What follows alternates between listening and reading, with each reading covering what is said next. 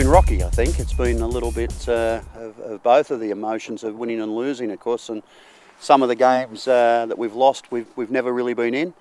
A couple we've played particularly well in and probably just not quite been good enough. And the victories we've had have been tremendous. Certainly the Easter weekend was good for us.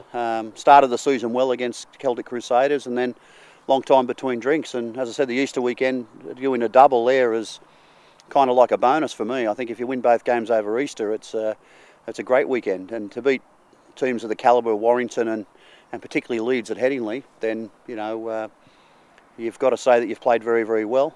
We was under no illusions. We knew it was always going to be a tough start, and it was more a fact-finding mission of some young lads who've only ever really played in National League One, for them to find their feet, and for us as a squad to kind of gel together and obviously build on to this season and pick some wins up along the way and build on a good performance rather than anything else and look for the bigger picture, in the year 1, year 2, year 3 mark and obviously look to improve over those years. We can't look too far down the line. I think we've got to know we're under no illusions that it's going to be a tough season for us. First season back in Super League, and we're still going through a building process. I think our main focus is to take each game as it comes, and that's probably a bit of a cliche in sport, isn't it? One game at a time. But we're at that stage where we've got to think one game at a time, and we've got to pull out all the stops during the course of the week to get that win. Or if not get the win, get the right performance, which puts us in a good position to get the win. Yeah, we had a tough start to the season, and I think we learned a lot of lessons from that. We were able to gain some success over the Easter period against Warrington, over Leeds, but we had a loss against Catalan, so that's sort of been a reawakening call for us. So it's time for us to get back on and start that hard graft once again. It was hard work that got us through those 2 wins that we had in the Super League. It was about rolling our sleeves up and getting dirty.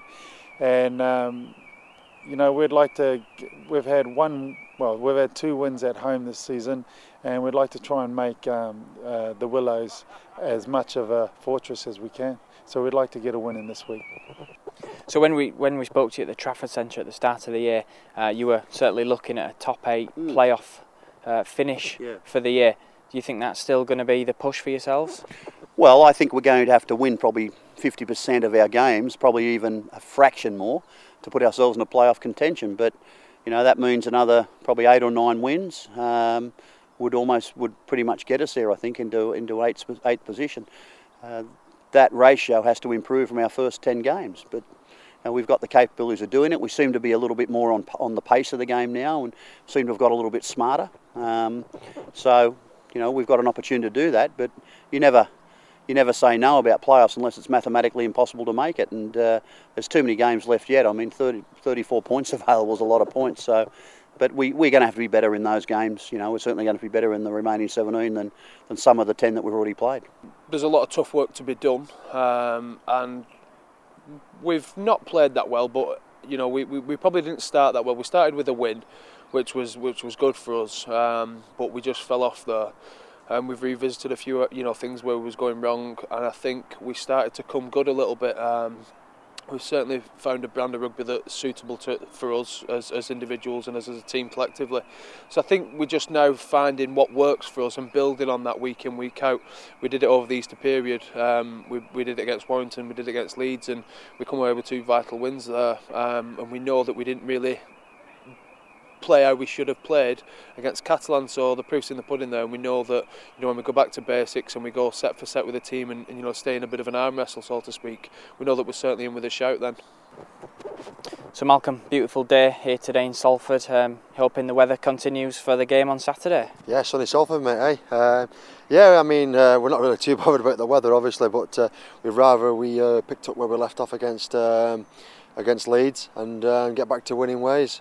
We're probably at the wall at Catalan. I think the Easter period we took a lot out of us. I think we had 3 very close games, a bruising game against Warrington, an emotional game against Leeds to go there. The first team to have done that since 1977, I believe, and then to a 12-hour journey to get to Catalan's play. And I think it probably just probably a game too far really for us.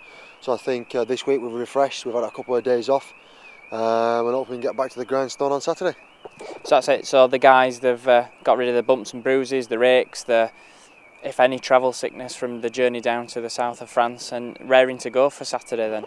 Yeah, we're buzzing. We want to get back onto winning ways. We've now installed some confidence and some belief that we can do it, and the things we're doing, we believe in, and we've just got to start the game big against Hull, and I'm sure they'll be wanting to do that. They'll be wanting to show the nation a little bit of revenge, if you like, for last time we beat them at their own ground, and they'll be doing that obviously on Sky Sports, so they'll want to do that. But the flip side to the coin is that we want to show that we're a strong team. Our home ground is our fortress, and we want to be counted in Super League.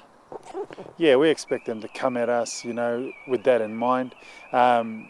Speaking to a few of their players, they felt that they really underperformed, and they haven't had the easiest Easter period as well, so they'll be looking to gain some type of form leading into this middle part of the season. So I'm sure they'll be thinking that this is an opportunity for them. So we're preparing for Hull to be at their best. You've beaten Hull already this year in the Challenge Cup. Is that going to give you any advantage in the game? Probably not. I think it gives you a bit of confidence. I don't think confidence really gives you an advantage, because I think that you've got to start again. You can't just turn up against Hull FC. You can't turn up against anybody and think, well, just because we beat them once before, we're entitled to do it again. Nobody's entitled to do anything. There's no sort of script or laws written. Well, there's plenty of laws, but there's no script written in sport. But we know what we did very well that day. We probably could improve in some areas.